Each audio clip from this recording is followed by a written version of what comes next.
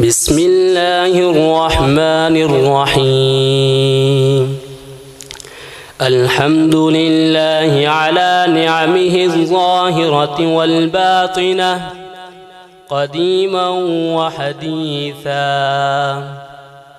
والصلاة والسلام على نبيه ورسوله محمد وآله وصحبه الذين ساروا في نصرة دينه سيرا حثيثا، وعلى أتباعهم الذين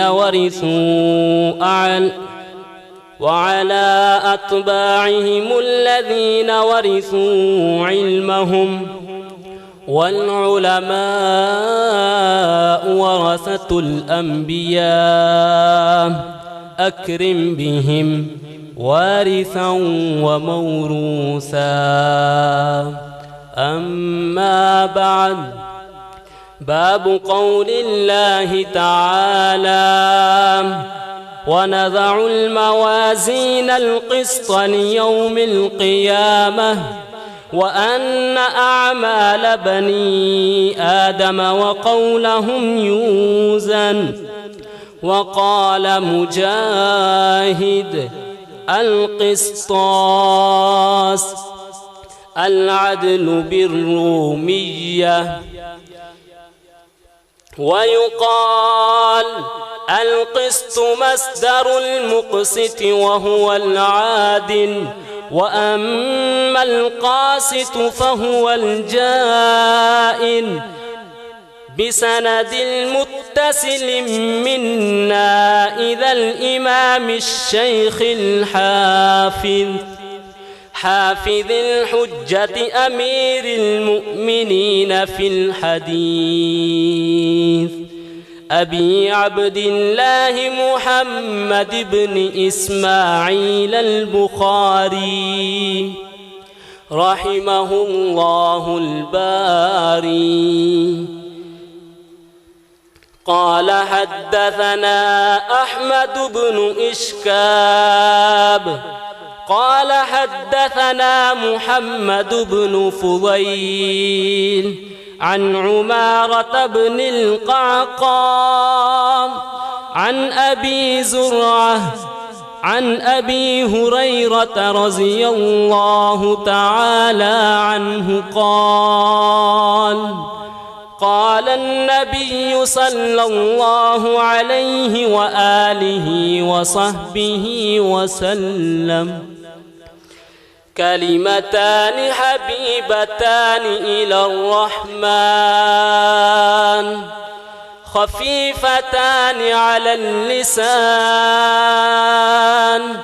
ثقيلتان في الميزان،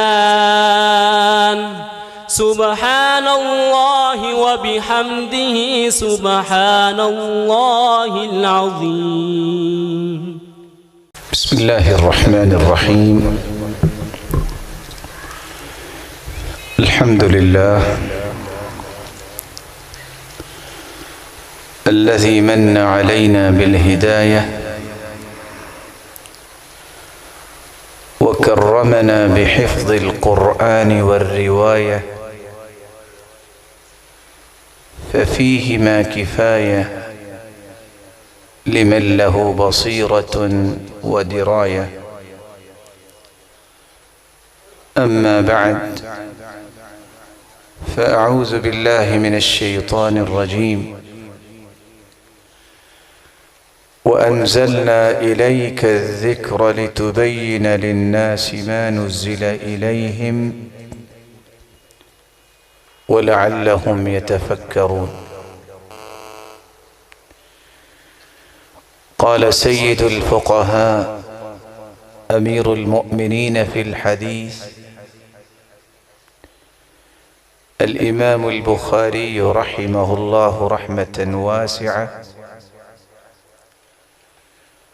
باب قول الله تعالى: ونضع الموازين القسط ليوم القيامة وأن أعمال بني آدم وقولهم يوزن وفي رواية توزن. وقال مجاهد: القسطاس العدل بالرومية، ويقال القسط مصدر المقسط وهو العادل، وأما القاسط فهو الجائر. حدثني أحمد بن إشكاب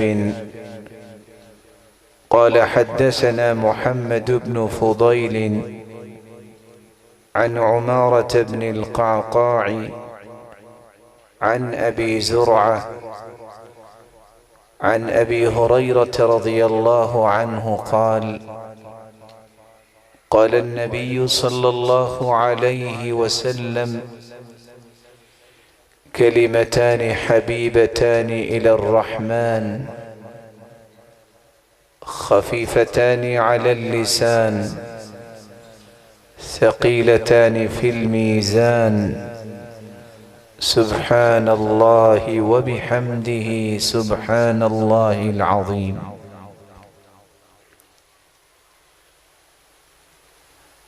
فضيلت مآب علماء کرام لائق التکریم انتہائی قابل قدر سامعین مکرم، اللہ ذوالجلال ہم سب کے خالق و مالک اور رازق ہیں۔ اس کا بے پناہ احسان ہے جس نے ہمیں ہزاروں نعمتوں سے نوازا ہے، اتنی نعمتیں کہ ان کا شمار ممکن نہیں۔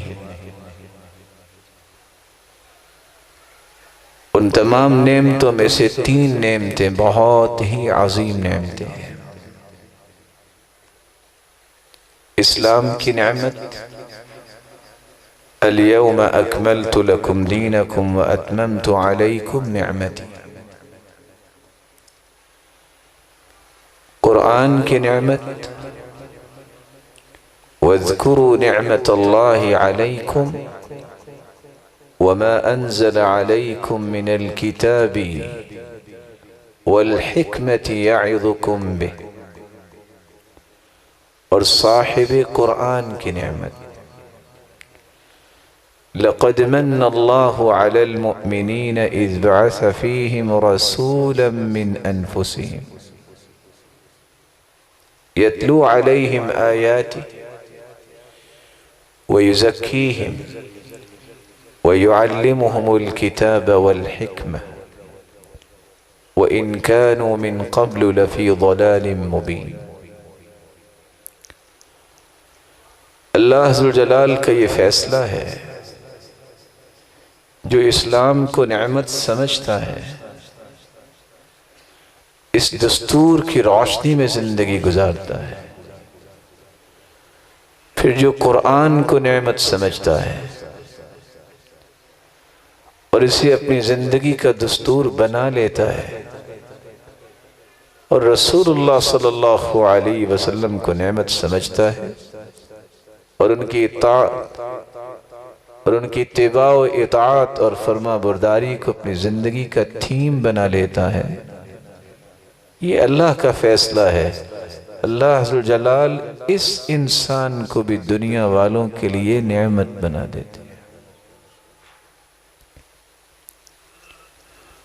آج جس نعمت کے متعلق اس مبارک مجلس میں ہم گفتگو کرنے جا رہے ہیں،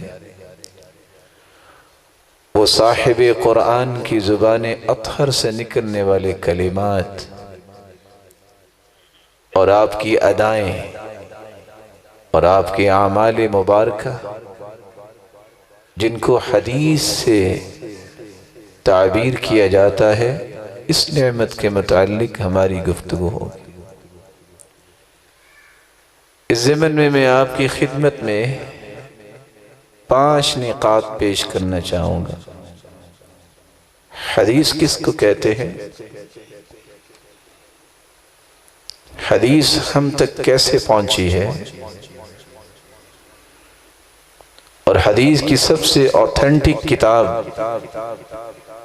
صحیح بخاری کی آخری روایت امام بخاری نے جو پیش کی ہے، اور پھر صحیح بخاری کی اس روایت نے ہمیں سبق کیا دیا ہے، اور مجھے اور آپ کو مستقبل قریب اور بعید میں اس حدیث کے متعلق عملی اقدامات کیا کرنے والے ہیں جو ہر مسلمان کی ذمہ داری ہے، اور ہمیں وہ اقدامات کرنے چاہیے۔ عربی زبان میں حدیث گفتگو اور کلام کو کہتے ہیں۔ یہ روشن چہرے جو تشریف فرما ہیں، جنہوں نے حدیث صحیح بخاری کی مکمل کی ہے، یہ جانتے ہیں، انہوں نے صحیح بخاری میں یہ روایت پڑھی ہوگی، كان اذا قام الى الصلاة، اللہ کے رسول صلی اللہ علیہ وسلم رات کو جب قیام کرتے، وَإِن كُنْتُ مُسْتَيْقِظَةً حَدَّثَنِي، تو سیدہ عائشہ رضی اللہ تعالی عنہ فرماتی ہیں، میں اگر بیدار ہوتی تو اللہ کے رسول صلی اللہ علیہ وسلم مجھ سے بھی کلام کیا کرتے، گفتگو کیا کرتے۔ حدیث سے مراد نئی چیز بھی ہے۔ سنن ابی داود کی روایت کی روشن چہرے پڑھ چکے ہیں کہ رسول اللہ صلی اللہ علیہ وآلہ وسلم جب بارش آئی تو اپنے بازو مبارک سے کپڑے کو ہٹایا اور بارش کے نیچے کیا۔ صحابہ سوال کرتے ہیں، اللہ کے رسول صلی اللہ علیہ وسلم یہ کیا؟ تو آپ نے جواب دیا، لِأَنَّهُ حَدِيثُ عَهْدٍ بِرَبِّ، یہ میرے رب کے پاس سے نئی نئی آئی ہے، اس لیے میں نے اپنے جسم پہ ڈالنا اسے پسند کیا۔ رسول اللہ صلی اللہ علیہ وسلم بڑے لاڈ اور پیار سے اپنی بیٹی سیدہ فاطمہ کو کہا کرتے تھے، ایتھا المحدثہ، اور آج کی ڈکشنریاں یہ بتاتی ہیں کہ محدث روشن ضمیر کو کہتے ہیں۔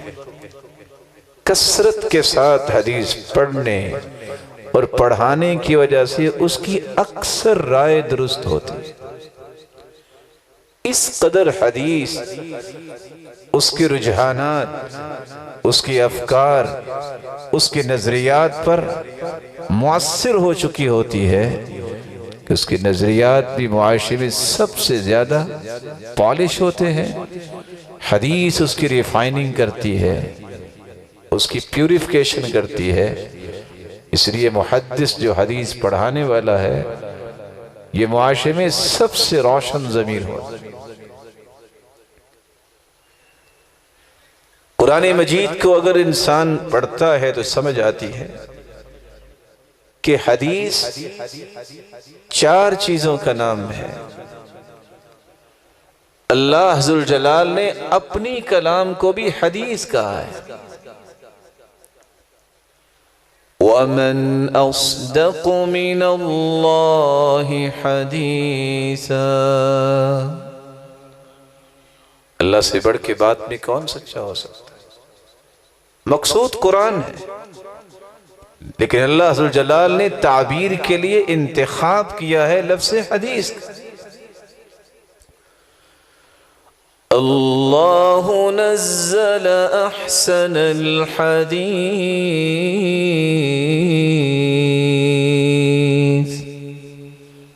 اللہ وہ ذات ہے جس نے سب سے خوبصورت بات اتاری ہے، اور وہ قرآن ہے، لیکن اس کے لیے بھی تعبیر لفظ حدیث سے کیا۔ أَفَمِنْ هَذَا الْحَدِيثِ تَعْجَبُونَ،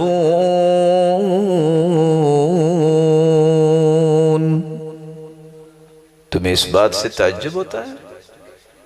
یہاں بھی قرآن کے لیے اللہ نے حدیث کے لفظ بولا۔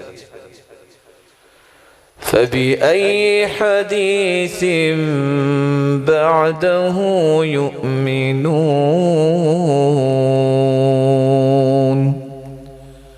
اگر وہ اس بات پر ایمان نہیں لائیں گے تو پھر وہ کس بات پر ایمان لائیں گے؟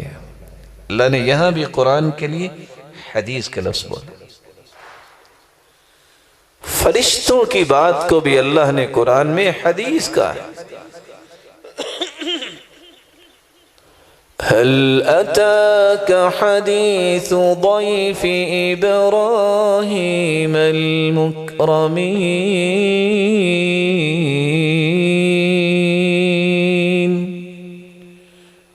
میرے محبوب آپ کے پاس ابراہیم کے مہمانوں کی بات نہیں پہنچی؟ وہ کون تھے مہمان؟ اللہ کے نورانی فرشتے تھے. وہ فرشتوں کی اور اللہ کے پیارے پیغمبر کی جملہ کلام کو اللہ نے حدیث کہہ دیا. انبیاء و رسل کے کلام کو بھی اللہ نے قرآن میں حدیث کہا ہے. هل أتاك حديث موسى إذ نادى ربه بالواد المقدس طوى. کیا آپ کے پاس موسیٰ کی بات نہیں پہنچی؟ اذ نادى ربه، جب اس کے رب نے اسے بلایا کہ آ جاؤ. اب یہ گفتگو اللہ ذو الجلال کی اور موسیٰ علیہ السلام کی گفتگو کو بھی اللہ نے تعبیراً حدیث کہا. اور سب سے خوبصورت قصہ جو یوسف علیہ السلام کا ہے، اللہ نے اس کی تعبیر کے لیے بھی لفظ حدیث کا استعمال کیا. ما كان حديثا يفترى ولكن تصديق الذي بين يديه. یہ من گھڑت قصہ نہیں ہے، یہ من گھڑت بات نہیں ہے. اس پورے قصے کو اللہ نے حدیث کہا. رسول اللہ صلی اللہ علیہ وسلم کی بات کو بھی اللہ نے خود حدیث کہا ہے. آپ صلی اللہ علیہ وسلم نے اپنی بیوی سے بات کی، اللہ نے اسے وحی بنا دی. وَإِذْ أَسَرَّ النَّبِيُّ إِلَى بَعْضِ أَزْوَاجِهِ حَدِيثًا. جب اللہ کے رسول صلی اللہ علیہ وسلم نے اپنی بیوی سے خفیہ بات کی، اللہ نے اس کو بھی تعبیراً حدیث بنا کے، قرآن بنا کے، حدیث کے الفاظ سے وحی بنا کے. تو ہر وہ کلام جو عظمت و تقدس و جلالت والی کلام ہے، جس کا تعلق اللہ کے ساتھ ہو وہ بھی حدیث، جس کا تعلق فرشتوں کے ساتھ ہو وہ بھی حدیث، جس کا تعلق انبیاء اور رسل کے ساتھ ہو وہ بھی حدیث. اور رسول اللہ صلی اللہ علیہ وسلم کی کلام مبارک کو بھی حدیث کہا گیا ہے. اصطلاحی اعتبار سے اگرچہ علماء نے اس کی وضاحت کی ہے، ما اضیف الى النبی صلی اللہ علیہ وسلم من قول او فعل او تقریر او صفت خلقیہ او صفت خلقیہ، ہر وہ بات جس کی نسبت رسول اللہ صلی اللہ علیہ وسلم کی طرف کی جائے، ہر وہ عمل مبارک جس کی نسبت رسول اللہ صلی اللہ علیہ وسلم کی طرف کی جائے، ہر وہ زندگی کا زاویہ جس کا اقرار اللہ کے رسول نے کیا کہ یہ درست ہے، یا آپ نے منع کر دیا کہ ایسے کرنا ٹھیک نہیں ہے.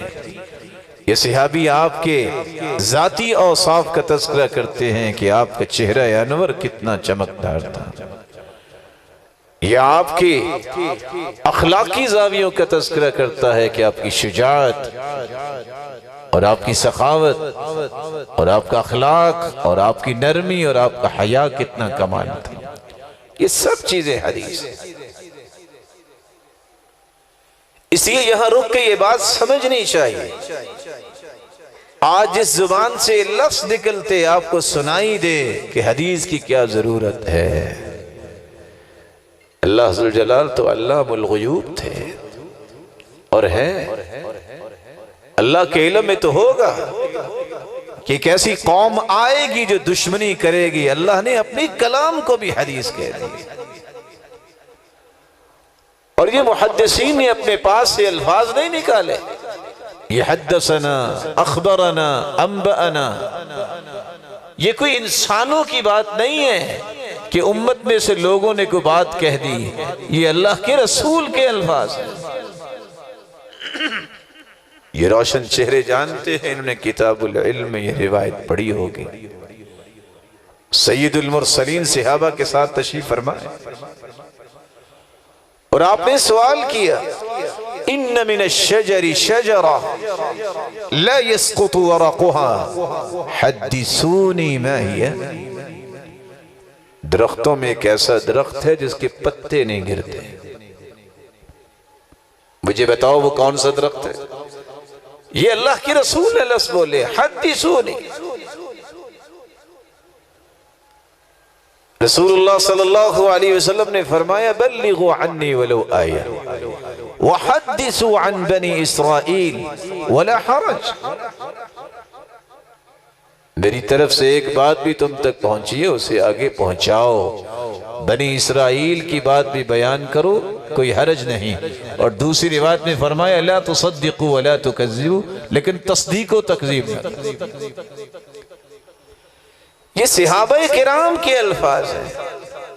صحیح بخاری میں ہی کتاب العلم میں سیدنا علی رضی اللہ تعالیٰ عنہ کی بات امام بخاری لے کے آئے ہیں، حدث الناس بما يعرفون اتحبون ان يكذب اللہ ورسولہ، لوگوں کو وہ چیز بیان کرو جو ان کی سمجھ میں آئے۔ اور یہ حدیثو، یہ الفاظ سیدنا علی نے بولے، اور سیدنا عبداللہ ابن مسعود خود بیان کرتے ہیں، حدثنا رسول اللہ صلی اللہ علیہ وسلم وہو الصادق المصدوق، ہمیں رسول اللہ صلی اللہ علیہ وسلم نے بیان کیا جو صادق بھی ہے مصدوق بھی ہے۔ اور دوسری جگہ سیدنا عبداللہ ابن مسعود فرماتے ہیں، حدثنا رسول اللہ صلی اللہ علیہ وسلم حدیثین، اللہ کی رسول نے ہمیں 2 حدیثیں بیان کی۔ اور یہ اخبرنا کے الفاظ بھی یہ کسی محدث اور کسی عالم کے نہیں ہے، صحابی بیان کرتے ہیں، اخبرنا رسول اللہ صلی اللہ علیہ وسلم ان الملائکۃ لا تدخل بیتا فیہ تماثیل، ہمیں اللہ کے رسول نے خبر دی کہ جس گھر میں مورتیاں ہوتی ہیں وہاں رحمت کے فرشتوں کا دخول نہیں ہوتا۔ صحابی کہتے ہیں، اخبرنا رسول اللہ صلی اللہ علیہ وسلم تصبح الشمس صبيحة تلك الليلة مثل الطست ليس لها شعاع حتى ترتفع، لیلۃ القدر کی نشانی یہ ہے جب سورج صبح طلوع ہوتا ہے تو وہ تھال کی مانند ہوتا ہے، اس میں روشنی نہیں ہوتی جب تک کہ بلند نہیں ہو جاتا۔ اور یہ اللہ کے رسول کے بارے میں صحابی کہہ رہے ہیں، اخبرنا، اللہ کے رسول کہتے ہیں، الا انبئکم باکبر الکبائر، میرے صحابہ میں گناہوں میں سب سے بڑے گناہ کے بارے میں تمہیں نہ بتاؤ؟ پھر آپ نے بتایا کہ شرک سب سے بڑا گناہ ہے۔ اس لیے امام بخاری نے باب باندھا ہے، باب قول المحدث حدثنا او اخبرنا وانبأنا، يومئذ تحدث اخبارها بان ربك اوحى لها۔ امام مالک اس لیے کہتے ہیں کہ حدثنا اور اخبرنا ایک ہی معنی میں۔ ہاں ابن وہب کا قول ان روشن ضمیروں نے پڑھا ہوگا کہ اگر استاد کے الفاظ بیان ہوں تو وہاں تو ہوگا حدثنا، اگر الفاظ کسی دوسرے شیخ کے ہیں تو وہاں اخبرنا کا لفظ بولا جائے۔ رسول اللہ صلی اللہ علیہ وآلہ وسلم نے صحابہ کرام کو یہ الفاظ سکھائے اور صحابہ کرام نے ان کو سیکھا، اور پھر جو بات رسول اللہ صلی اللہ علیہ وسلم صحابہ کو سمجھاتے، صحابہ یاد کیا کرتے، صحابہ اسے لکھا کرتے۔ آج ایک نیا فتنہ بھی سامنے آ گیا۔ ایک تو وہ فتنہ تھا کہ یہ حدیث کہاں آ گئی والعیاذ باللہ، اور ایک نیا فتنہ ہے کہ 300 سال بعد میں آنے والی چیز کیسے اوتھینٹک ہو سکتی ہے۔ ان فکری مسکینوں نے کبھی کچھ پڑھا ہو تو یہ بات نہ کرے۔ سیدنا عبداللہ ابن عمر رضی اللہ تعالیٰ عنہ فرماتے ہیں، میں جو بھی بات ہوتی اللہ کے رسول صلی اللہ علیہ وسلم کی میں لکھا کرتی۔ قریش کے لوگ کہتے ہیں آپ ہر بات لکھتے ہو، اللہ کے رسول کبھی ناراض ہوتے ہیں کبھی خوش ہوتے ہیں تو ہر بات نہ لکھا کرو۔ میں نے یہ ماجرا اللہ کے رسول کی خدمت میں رکھا۔ آپ نے فرمایا اکتب فوالذی نفسی بیدی ما خرج منہ الا الحق، میرے صحابی جو میں بولتا ہوں لکھو اللہ کی قسم اس زبان سے حق ہی نکلتا ہے، اور صحابی لکھ رہے۔ سیدنا عبداللہ ابن عمر ہی بیان کرتے ہیں، بینما نحن حول رسول اللہ صلی اللہ علیہ وسلم نکتب، ہم اللہ کے رسول صلی اللہ علیہ وسلم کے ارد گرد بیٹھ کے حدیث لکھ رہے تھے۔ اذ سئل رسول اللہ صلی اللہ علیہ وسلم، ایک صحابی نے سوال کر دیا، ای المدینتین تفتح اولا، اللہ کے پیارے پیغمبر پہلے کون سا شہر فتح ہوگا، قسطنطینیہ اور رومیہ؟ روم پہلے فتح ہوگا یہ قسطنطینیہ؟ آپ نے فرمایا لا بل مدینۃ ہرقل اولا، نہیں پہلے ہرقل کا شہر فتح ہوگا، روم پہلے۔ اور صحابہ لکھ رہے، اللہ کے رسول صلی اللہ علیہ وسلم کے صحابی عبداللہ ابن عمر جب ان کے سامنے ایک صحیفہ پڑا، مجاہد ابن جبر نے دیکھا جو 102 ہجری کو فوت ہوئے ہیں، پوچھتے ہیں ما هذه الصحیفہ، یہ صحیفہ کیا ہے؟ وہ کہتے ہیں ہی الصادقہ فیہا ما سمعت عن رسول اللہ صلی اللہ علیہ وسلم، اس میں وہ احادیث ہے جو میں نے ڈائریکٹ اللہ کے رسول سے سنی ہے، لیس بینی و بینہ فیہا احد، میرے اور اللہ کے رسول کے درمیان کوئی واسطہ نہیں ہے، اور وہ لکھا ہوا۔ آج بھی آپ گوگل سے سرچ کریں، حمام بن منبہ کا وہ صحیفہ جو سیدنا ابو ہریرہ سے انہوں نے لکھا ہے، 138 روایتیں ریکارڈ پہ موجود ہیں۔ اللہ کے رسول نے خطبہ دیا، یمن سے آیا ہوا ایک شخص جس کو یاد کیا جاتا تھا ابو شاہ کے نام سے، کہتے اللہ کے رسول یہ اتنی پیاری باتیں مجھے لکھوا ہی دیں۔ آپ نے آرڈر جاری کیا، صحیح مسلم کی روایت ہے، اکتبوا لابی شاہ، لکھ کے دو ابو شاہ کو، اور صحابہ نے لکھ کے دیا۔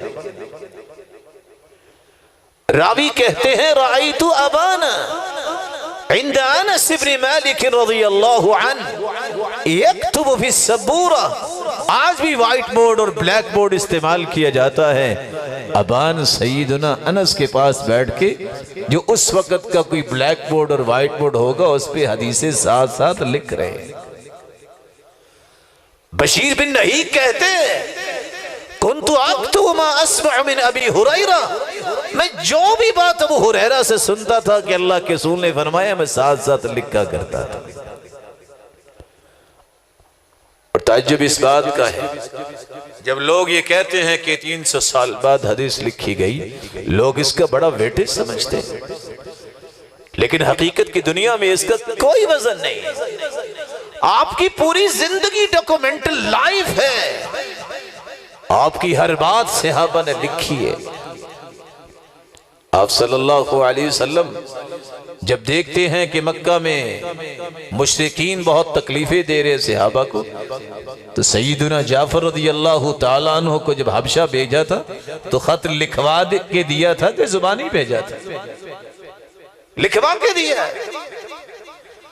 آپ خود بھی جب مکہ سے مدینہ جا رہے تھے تو سراقہ بن مالک الجعشمی 100 اونٹ کے انعام کی تمام میں آپ کی جان ختم کرنے آیا تھا، لیکن جب گھوڑا دنس گیا اس نے معافی طلب کی، کہا ایسے نہیں جاؤں گا، امان نامہ لکھوا کے دو، اور اللہ کے رسول نے امان نامہ لکھ کے دیا۔ جب مدینہ طیبہ تشریف لائے، اوس اور خزرج کے لوگ تو تھے، یہودی بھی تھے، یہ بنو قریظہ، بنو قینقاع، بنو نذیر، آپ نے وہاں جا کے first written constitution of the world, سب سے پہلا دنیا میں تحریری دستور لکھ کے دیا ہے، اللہ کے رسول نے لکھ کے دیا ہے، 54 دفعات پر مشتمل ہے، جس کی 27 دفعات بلیورز مسلمانوں کے لیے تھی کہ مسلمانوں تم نے کیسے رہنا ہے، اور ریمیننگ جو ہے نان بلیورز کی تھی کہ کافروں کو کیسے مسلمانوں کے ساتھ رہنا ہے۔ اللہ کے رسول نے لکھوایا، آپ صلی اللہ علیہ وسلم نے معاہدہ کیا ہے، اور 14 کے 14 معاہدات اس وقت ریکارڈ پہ موجود ہیں جو آپ نے کیے۔ آپ صلی اللہ علیہ وسلم نے 104 خط لکھے ہیں، اور آج بھی ابو جعفر الدولی نے الرسالۃ النبویہ کے نام سے وہ 104 خط جمع کیے ہیں، کہ جہاں آپ بیٹھے ہیں یہ ہندوستان پاکستان اس وقت تو ایک تھا، یہاں مالا پار کے بادشاہ کو بھی اللہ کے رسول صلی اللہ علیہ وسلم کا خط پہنچا تھا۔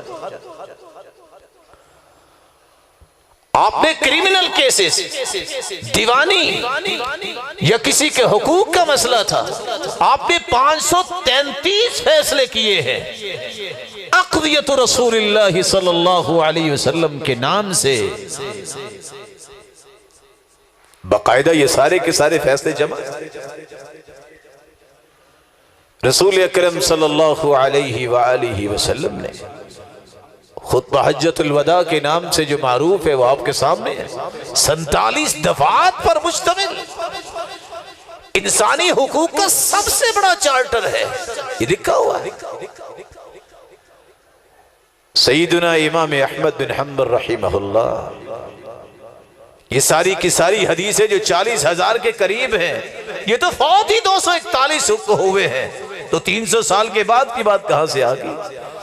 رات کو اللہ سلامت رکھے علماء کو، ہمارے ایک ہونہار شاگرد نے باوجود اس کے کہ مدرسے میں پڑھائی جاری ہے، رات کو 13 بچوں کو لے کے آئے کہ آخری حدیث پڑھنی ہے، لوگ 12 ربیع الاول کو کیا کچھ کرتے ہیں، ہم نے 2 سال پہلے سوچا کہ سچی محبت کا آغاز کرے، ہم نے مسند احمد کا آغاز کیا، اور رات کو 27,519 روایتیں تکرار کے بغیر وہ رات کو انہوں نے مکمل کی، امتحان بھی دے رہے ہیں مدرسے کے بھی، وفاق کے بھی، اور مکمل حدیث بھی کر کے آئے۔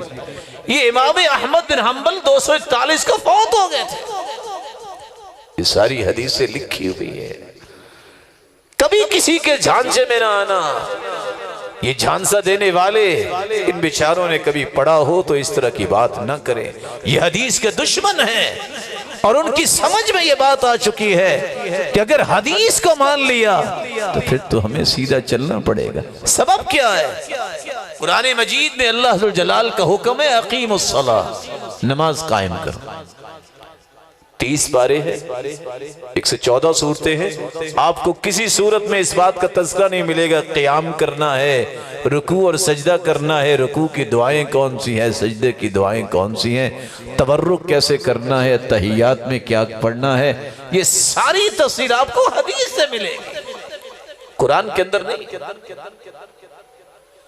آتوا الزکاۃ کا لفظ تو قرآن میں آیا ہے، لیکن 5 اونٹ ہو تو 1 بکری، 40 بکریاں ہیں تو 1 بکری زکوٰۃ ہے، 30 گائے ہے تو زکوٰۃ ہوگی، 40 ہو تو پھر کیسی زکوٰۃ ہوگی، 7.5 تولے سونا ہے تو زکوٰۃ ہے، 52 تولے چاندی ہے تو زکوٰۃ ہے۔ اگر شہد کا کاروبار کر رہے ہیں وَفِي كُلِّ عَشْرَةِ زُقٍّ زِقٌّ، 10 مشکیزیں اب اگر آپ نے شہد اکٹھا کیا ہے تو 1 مشکیزہ دینا پڑے گا۔ یہ ساری تفصیلات جو ہے قرآن میں نہیں ہے، یہ حدیث آپ کو بتائے گی۔ کتب علیکم الصیام کا لفظ تو قرآن کہتا ہے روزہ رکھو، لیکن افطاری میں کیا پڑھنا ہے؟ اللہ کے رسول کی افطاری کیسے ہوتی تھی؟ روزہ رکھنے کی آداب کیا ہے؟ مفطرات کون سی ہے؟ کس سے روزہ ختم ہو جاتا ہے؟ یہ ساری تفصیلات جو ہے آپ کو حدیث بیان کرے گی، قرآن کے کسی پارے میں نہیں۔ وَلِلَّهِ عَلَى النَّاسِ حِجُّ الْبَيْتِ مَنِ اسْتَطَاعَ إِلَيْهِ سَبِيلًا۔ حج کرنے کی بات تو آئی ہے، لیکن نیت کہاں سے کرنی ہے؟ احرام کیسے باندھنا ہے؟ احرام کی پابندیاں کیا ہیں؟ حج کے ارکان و واجبات کیا ہیں؟ مستحبات کیا ہیں؟ کتنے دن آپ نے مینا میں رہنا ہے؟ چکر لگاتے وقت بیت اللہ میں اصطباء کب کرنا ہے کندھے کو ننگا اور کب نہیں کرنا؟ صفا مروہ کے درمیان آپ نے کہاں دوڑنا ہے؟ کیا دعائیں پڑھنی ہیں؟ کتنی دیر مزدلفہ، کتنی دیر عرفات پہ رکنا ہے؟ یہ ساری تفصیلات قرآن کے اندر نہیں، آپ کو حدیث سے ملے گی۔ جب تک حدیث نہیں پڑھتا کوئی شخص نماز کا معنی بھی متعین نہیں کر سکتا۔ کچھ لوگوں کے اندر یہ بھی فتنہ آ گیا، کہتے ہیں عربی زبان ہمیں آتی ہے، ہمیں دین سمجھ آ جائے گا۔ نہیں، دین سمجھ آ سکتا ہے تو محمد مصطفیٰ کے فرمان اور عمل سے سمجھ آئے، وگرنہ نماز کے تو 18 معنی ہیں الصلاۃ کی عربی زبان میں، اور الصلاۃ کے معانی میں سے ایک معنی یہ بھی ہے گھڑ سواری کرنا، آگ کو تپانا۔ سخت سردی میں گھوڑا دوڑا کے آئے اور ہیٹر کے سامنے آ کے بیٹھ کے ڈرائی فروٹ کھانا شروع کر دے اور کہے میں نماز پڑھ رہا ہوں، تو اس کی نماز ہو جائے گی؟ نماز کی ایک ایک کیفیت، عبادت و ریاضت کا ایک ایک کارنر اللہ کے رسول نے بیان کیا۔ تو یہ بات ذہن میں آپ کو پختہ کرنی چاہیے کہ دشمنان حدیث جو ہے یہ اصل میں اسلام کے دشمن ہیں۔ یہ میں نہیں کہہ رہا، صرف 2 آیتیں سنا کے اس بات کو واضح کرنا چاہوں گا۔ وَمَا كَانَ لِمُؤْمِنٍ وَلَا مُؤْمِنَةٍ إِذَا قَضَى اللَّهُ وَرَسُولُهُ أَمْرًا أَن يَكُونَ لَهُمُ الْخِيَرَةُ مِنْ أَمْرِهِمْ وَمَن يَعْصِ اللَّهَ وَرَسُولَهُ فَقَدْ ضَلَّ ضَلَالًا مُبِينًا۔ کسی مومن مرد کے لیے، کسی مومن عورت کے لیے جائز نہیں۔ کیا جائز نہیں ہے؟ جب اللہ کے فیصلہ قرآن کی شکل میں آ جائے، اس کے رسول کے فیصلہ حدیث کی شکل میں آ جائے، پھر وہ اپنی منمانی کرے۔ جو اپنی منمانی کرے گا، اس سے بڑا دنیا میں پھر کوئی گمراہ نہیں ہے۔ اس نے اللہ کی بھی نافرمانی کی، اس نے رسول کی بھی نافرمانی کی، اور اللہ نے تو قسم اٹھا لی۔ کتنی بڑی بات ہے، اللہ ذو الجلال سے بڑھ کے تو ذات ہی کو نہیں۔ اللہ نے اپنی کبریائی کی قسم اٹھائی۔ فَلَا وَرَبِّكَ لَا يُؤْمِنُونَ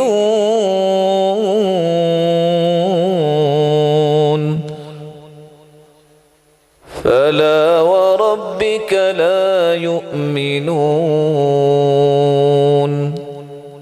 میرے محبوب تیرے رب کی قسم، مجھے میری کبریائی، عظمت اور تقدس و جلالت کی قسم اٹھانے کے بعد کیا کہا؟ حَتَّى يُحَكِّمُوكَ فِي مَا شَجَرَ بَيْنَهُمْ میرے محبوب تیری بات کو جب تک آخری بات، حتمی فیصلہ، اٹل فیصلہ جب تک کوئی نہیں سمجھ لیتا، مجھے میری کبریائی کی قسم ہے وہ میرے نزدیک مومن ہی نہیں ہے۔ کوئی سابقے لاحقے جتنے مرضی لگا لے، جو حدیث کو تسلیم نہیں کرتا وہ اللہ کے ہم مومن نہیں۔ رسول اللہ صلی اللہ علیہ وسلم کے صحابہ نے ان حدیثوں کو لکھا بھی ہے اور یاد بھی کیا ہے۔ 5374 حدیثوں کے حافظ سیدنا ابو ہریرہ رضی اللہ تعالی عنہ، کس قدر اللہ عز و جلال نے ان کو نوازا تھا۔ عبداللہ ابن عمر بن عاص کو دیکھیں، وہ لکھا بھی کرتے تھے اور راوی روایت کرتے ہیں کہ کس طرح سواری بھری ہوئی تھی جو انہوں نے حدیثیں لکھی۔ سیدنا انس رضی اللہ تعالی عنہ کو دیکھیے، یہ 2286 حدیثیں آج بھی ہم تک پہنچی۔ سیدہ عائشہ کو دیکھیے، یہ 2210 حدیثیں ان سے آج ہم تک بھی پہنچی ہیں۔ سیدنا عبداللہ ابن عباس کو دیکھیے، 1660 حدیثیں ان سے بھی ہم تک پہنچی ہیں۔ سیدنا جابر کو دیکھیے، یہ 1540 حدیثیں ہم تک سیدنا جابر کی بھی پہنچی ہیں۔ یہ سیدنا ابو سعید خدری رضی اللہ تعالیٰ عنہ کو دیکھیے، 1170 روایتیں ان کی بھی ہم تک پہنچی ہیں۔ اور کس کس صحابی کا تذکرہ کریں، صحابہ نے بھی اس کو یاد کیا، اس حدیث کو لکھا۔ پھر تابعین کا دور آیا، یہ حدیث لکھی جاتی تھی، یاد بھی کی جاتی تھی۔ تبع تابعین کا دور آیا، حدیث کو لکھا بھی گیا، یاد بھی کیا گیا۔ امام ابو زرع رازی کہتے ہیں 10,000 حدیثیں تو صرف قراءات پر مجھے یاد۔ سعید بن منصور کہتے ہیں صرف میرے پاس بیٹھ جاؤ، جانا اس وقت جب میں 10,000 حدیثیں سنا دوں گا۔ حشیم کہتے ہیں ذرا میرے پاس کھانے کے لیے آؤ تو صحیح، میں خدمت بھی کروں گا، ساتھ 20,000 حدیثیں سنا کے آپ کو جانے دوں۔ یزید بن ہارون کہتے ہیں مجھے صرف بتا دو کہ تم نے حدیث سننے آنا ہے، میں جانے تب دوں گا جب 24,000 حدیثیں تمہیں سنا دوں گا۔ ابو بکر ابن ابی داود کہتے سوئے ہوا اٹھا کے بٹھا دینا، پھر ذرا تسلی سے بیٹھنا، میں 36,000 حدیثیں سنا کے تمہیں جانے دوں گا۔ اسحاق ابن راہویہ کہتے ہیں جب چاہو 70,000 حدیثیں سن لو۔ حماد بن اسامہ کہتے ہیں میرے اس کمزور ہاتھ نے 1,00,000 حدیث خود لکھی ہے۔ ابو بکر ابن جعابی کہتے ہیں 4,00,000 حدیثیں تو مجھے یاد ہے، کسی کو سننے کا شوق کو میں شوق پورا کر سکتا ہوں۔ امام بخاری رحمت اللہ علیہ جس کی آخری حدیث آج سننے کے لیے آپ تشریف لائے ہیں، وہ کہتے ہیں کتبت عن 1080 نفسا لیس فیہم الا صاحب حدیث ولست اکتب الا عمن قال الایمان قول وعمل۔ لوگوں میں نے 1080 اساتذہ سے پڑھا اور 1080 اساتذہ سب کے سب محدث تھے۔ وَكَتَبْتُ عَنْ كُلِّ وَاحِدٍ 10,000، میں نے ہر استاد سے 10,000 حدیثیں لی ہیں۔ اور ابو علی غسانی کہتے ہیں امام بخاری نے کہا میں نے صحیح بخاری 6,00,000 حدیثوں کا خلاصہ لکھا ہے۔ اور امام ابو زرع رازی رحمت اللہ علیہ 7,00,000 حدیثوں کے حافظ تھے۔ کسی نے پوچھا سنا ہے کہ حدیث سیکھنے کے لیے آپ کو 3 بر اعظم پیدل چلنا پڑے، کتنا آپ نے پیدل چلا؟ کہتے ہیں 30,000 میل پیدل چلا۔ پوچھنے والا بھی کوئی بادشاہ قسم کا آدمی ہوگا، کہتے ہیں بس، مسکرا کے کہتے ہیں ثم ترکت العد، میں چلا تو اور بھی ہوں، اس کے بعد پھر میں نے گننا چھوڑ دیا۔ امام عبداللہ ابن المبارک کہتے ہیں امام احمد بن حنبل کو 10,00,000 حدیثیں یاد۔ کسی نے پوچھا آپ کو کیسے پتا؟ کہتے ہیں میں نے ان کے ساتھ بیٹھ کے دور کیا ہوا ہے، پتہ چلا کہ ان کو بھی 10,00,000 حدیثیں یاد۔ یہ وہ دور تھا جب جمعے کی نماز کے بعد 13 شوال 196 ہجری کو اللہ نے ایک بچہ دنیا میں بھیجا جس کو آج امام بخاری کے نام سے یاد کیا جاتا۔ یہ یتیم، لوگ آج یتیمی کا بہانہ لگا کے کہتے ہیں کچھ نہیں کر سکتے اس لیے کہ یتیم ہے۔ لا یتم بعد الحلم، مسئلہ پہلے سمجھیے، بلوغت کے بعد یتیمی نہیں رہتی۔ یہ اللہ کا انعام دیکھیے، اللہ کے رسول بھی یتیم، اور آپ کی حدیثوں کا سب سے بڑا خدمت کرنے والا امام بخاری بھی یتیم، اور اس حدیث کی صحیح شرح لکھنے والے جو سب سے جامع ابن حجر بھی یتیم، امام ابن عبد البر بھی یتیم، اور ایک نہیں، اصل بات یہ ہے کہ یتیموں نے تو تاریخ رقم کی ہے۔ امام بخاری ابھی بچپن میں تھے، احمد بن حفص بیان کرتے ہیں، محمد بن ابی حاتم الوراق بیان کرتے ہیں کہ مجھے امام بخاری نے کہا الہمت حفظ الحدیث وانا فی الکتاب، میں ابھی تختی لکھتا تھا تو حدیث کی محبت اللہ عز و جلال نے میرے دل میں ڈال دی۔ قلت وکم اتا علیک اذ ذاک، میں نے پوچھا کہ آپ کی عمر کتنی تھی؟ کہتے ہیں 10 سال۔ 11 سال کا بچہ، میں صرف دکھانا چاہوں گا اس بیٹے کی عمر کتنی ہے۔ بیٹا جی آپ کی عمر کتنی ہے؟ 11 سال۔ 11 سال عمر ہے، مشہور زمانہ محدث علامہ داخلی کی کلاس میں پہنچے، اور وہ روایت لکھوا رہے سفیان عن ابی الزبیر عن ابراہیم، کہتے ہیں استاد محترم اجازت ہے میں کچھ عرض کروں؟ کہتے بولو۔ کہتے ان ابا الزبیر لم یروی عن ابراہیم، یہ ابو الزبیر تو ابراہیم سے روایت نہیں کرتے۔ کہتے اب کیا کہہ رہے ہیں؟ کہ اگر ناراض نہ ہوں تو اصل کتاب پہ دیکھ لیجئے۔ علامہ داخلی کتاب کی طرف گئے، دیکھ کے آئے، کہتے ہیں کیف ہوا یا غلام، او بچے تم بتاؤ کیسے ہے؟ کہا سفیان عن ابی زبیر ہوا ابن عدی عن ابراہیم، کہا بیٹے ایسے ہی ہے جیسے تم کہہ رہے ہو، کسر اللہ من امثالک، تیرے جیسے اور پیدا کر۔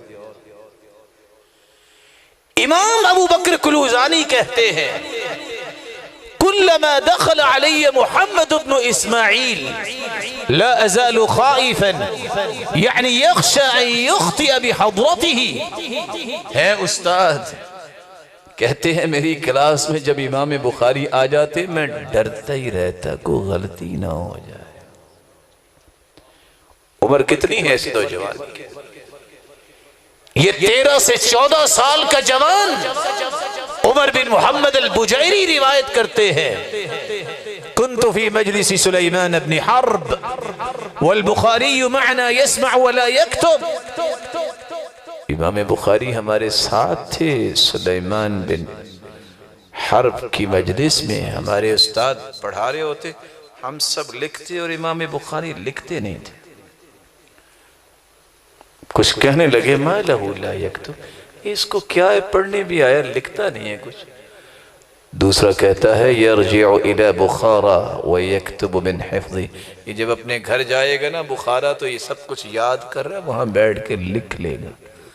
کچھ لوگوں کو یقین نہیں آتا ہوتا، کسی نے کہا ایسے کیسے ہو سکتا ہے؟ تو امام بخاری مسکرا کے کہتے ہیں جو تم نے لکھا ہے نا ذرا نکالو میں تمہیں سناتا ہوں، اور 15,000 حدیثیں انہیں سنا دی۔ 16 سال کی عمر ہوتی ہے، امام بخاری کہتے ہیں حفظت کتب ابن المبارک ووکیع وعرفت کلام هؤلاء یعنی اصحاب الرأی۔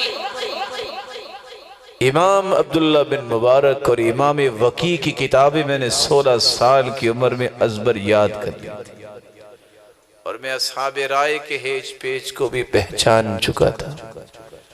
ابھی 18 سال عمر ہوئی تھی امام بخاری رحمت اللہ علیہ کی، تو کہتے ہیں صنفت قضاء الصحابہ والتابعین، میں نے کتاب لکھی جو صحابہ اور تابعین کے فیصلوں پر مشتمل تھی، لیکن میں نے لائٹ کے نیچے بیٹھ کے نہیں لکھا۔ کہتے ہیں کنت اکتبہ فی اللیال المقمرہ، میں نے رات بیٹھ کے چاند کی روشنی میں یہ کتاب لکھی۔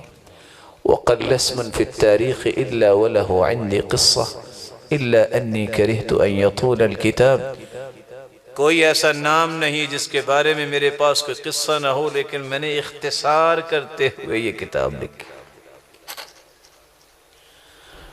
امام بخاری نے علم حاصل کرنے کے لیے کوفہ اور بصرہ، مکہ اور مدینہ، بلخ اور بخارا اور مرو اور 8 مرتبہ بغداد گئے ہیں. طریقہ فقہا اور محدثین کا یہ تو امتحان لیا کرتے تھے. لوگوں نے کہا امام بخاری آ رہے ہیں، فقہا جمع ہو گئے. دیکھا تو ایک بچہ آ گیا جس کی عمر کتنی ہے؟ یہ 18 سے 19 سال کا بچہ، یہ 20 سے 22 سال کا بچہ. 10 لوگوں کو تیار کیا گیا. ابن عدی بیان کرتے ہیں 10 لوگوں کو 10 حدیثیں دی گئی. متن اور سند کو مختلط کر دیا گیا. روایت سیدنا انس کی اور لگا دی سیدنا زید کی روایت کے ساتھ، گڈ مڈ کر دی. جب امام بخاری بیٹھ گیا تو ایک شخص اٹھا، اس نے حدیث سنائی. امام بخاری کہتے ہیں لا اعرف، میرے علم میں نہیں. دوسری تیسری 100 حدیثیں سنی، کہتے ہیں میرے علم میں نہیں. لوگوں نے کہا یہ محدث، اس کو تو سمجھ ہی کوئی نہیں. دوسرا کہتا ہے نہیں، الرجل فہم، یہ بندہ سمجھ گیا. جب 100 حدیثیں مکمل ہوئی، امام بخاری کھڑے ہوئے، کہتے ہیں جس نے پہلی 10 حدیثیں سنائی ہیں، اما حدیثک الاول فقلت کذا وہو کذا، واما حدیثک الثانی فقلت کذا وہو کذا. تم نے پہلی حدیث پڑھی اس طرح، وہ اس طرح نہیں، وہ اس طرح ہے. تم نے دوسری حدیث پڑھی، وہ اس طرح نہیں، اس طرح ہے. 100 کی 100 حدیثیں وہاں کھڑے امام بخاری نے درست پیش کر دی. امام ابن حجر اسقلانی جب یہ قصہ لکھتے ہیں تو کہتے ہیں مَا الْعَجَبُ مِنْ رَدِّهِ الْخَطَئِ إِلَى الصَّوَابِ فَإِنَّهُ كَانَ حَافِظًا. ہمیں اس بات پہ تعجب نہیں کہ امام بخاری نے 100 حدیثیں صحیح بیان کر دی، بل العجب من حفظه للخطأ على ترتیب ما القوه من مرة واحدة. ہمیں تو تعجب اس بات پہ ہے کہ 100 حدیثیں ایک مرتبہ غلط سنی اور وہ بھی یاد کر لی. امام بخاری کلاس میں بیٹھے تھے، استاد کے پاس ایک مہمان آیا، کہتے ہیں لیٹ ہو گئے، اگر تم آ جاتے تمہیں ایک ایسا بچہ دکھاتا کان یأخذ الکتاب من العلم فیطلع علیہ اطلاعة واحدة فیحفظ عامة اطراف الحدیث من مرة واحدة. میں ایک ایسا بچہ تمہیں دکھاتا جو کتاب کو ایک مرتبہ کھولتا ہے، بس ایک مرتبہ پڑھتا ہے، اور کتاب کی جو صفحات میں لکھا ہوتا ہے اکثر اسے یاد ہو جاتا ہے.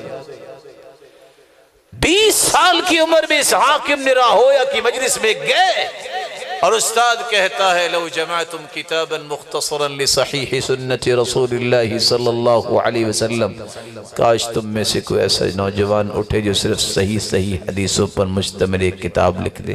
امام بخاری کہتے میں دل میں سوچ لیا کہ یہ کام میں کروں گا. گھر واپس آئے، سو گئے، خواب آئی، صبح اٹھ کے خواب پیش کی. خواب کیا ہے؟ رأيت النبي صلى الله عليه وسلم وكأني واقف بين يديه بيدي مروحة أذب بها عنه. میں بیٹھا، اللہ کی رسول تشریف فرمائے ہے اور میرے ہاتھ میں پنکھا ہے اور میں پنکھے سے آپ صلی اللہ علیہ وسلم کو ہوا دے رہا ہوں. فسألت بعض المعبرین، میں نے تعبیر کرنے والوں سے سوال کیا. انہوں نے کہا کہ اس کی تعبیر یہ ہے انت تذب عنہ الکذب، لگتا ہے کہ تم اللہ کے رسول سے جھوٹ دور کر دو. امام بخاری نے پھر 16 سال کے اندر صحیح بخاری لکھی. 1080 اساتذہ میں سے 299 اساتذہ کی روایات 96 کتابوں پر مشتمل، 3450 ابواب پر مشتمل، 7297 حدیثیں صحیح بخاری میں جمع کی. اور قابلیت وہ ہوتی ہے جس کا تذکرہ استاد بھی کرے. امام بخاری سوائے علی بن مدینی سے کسی سے خوف نہیں تھا. اور علی بن مدینی بھی کہتے ہیں لم یر البخاری مثلہ، وہ امام بخاری کو کیا پتا، اس نے بھی اپنے جیسا بندہ زندگی میں دیکھا ہی نہیں ہوگا۔ اور امام احمد بن حنبل فرماتے ہیں ما اخرجت خراسان مثل محمد ابن اسماعیل البخاری، خراسان کی سرزمین امام بخاری جیسا جنا ہی نہیں ہے۔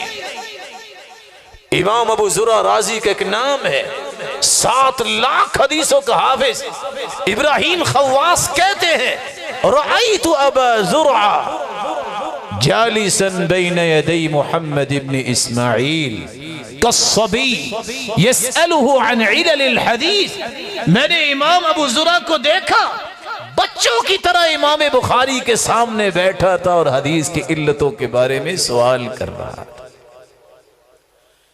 امام ابن خزیمہ کہتے ہیں ما رأیت تحت ادیم السماء اعلم بحدیث رسول اللہ صلی اللہ علیہ وسلم ولا احفظ له من محمد ابن اسماعیل، آسمان کی نیلگوں چھت کے نیچے اور زمین کے اوپر میں نے امام بخاری جیسا حدیث کا حافظ اور علتوں کو جاننے والا نہیں دیکھا۔ فلاس نے یہ بات کہہ کے بات ہی ختم کر دی، کل حدیث لا يعرفه البخاری فلیس بحدیث، جس حدیث کو امام بخاری نہیں جانتے وہ حدیث ہے۔ رسول اللہ صلی اللہ علیہ وسلم کے پاس سیدنا سلمان فارسی تشریف فرما تھے، آپ نے کندھے پہ ہاتھ رکھ کے ایک بات کہی تھی لو کان الدین عند السریا لنال به رجل من فارس او قال من ابناء فارس، اگر دین اوج سریا تک بھی پہنچ گیا تو اس بلندی پہ جا کے علم سیکھنے والے فارسی ہوں گے یا فارسیوں کا کوئی بیٹا ہوگا۔